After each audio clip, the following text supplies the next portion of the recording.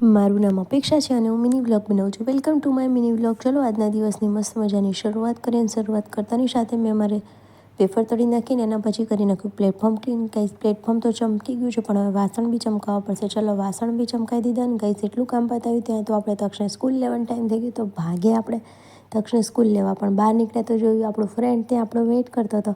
તો ચલો એને થોડો નાસ્તો કરાવતા જઈએ. તો એને મેં આપી દીધા બિસ્કિટ. મેં કીધું ચાલ તું બિસ્કિટ ખા અને હું તક્ષને સ્કૂલથી લઈને આવું છું. તો એ ફટાફટ આવી ગયું મારી સાથે બિસ્કિટ ખાવા, અને એને બિસ્કિટ ખાધા એટલી વારમાં હું પહોંચી ગઈ તક્ષને લેવા.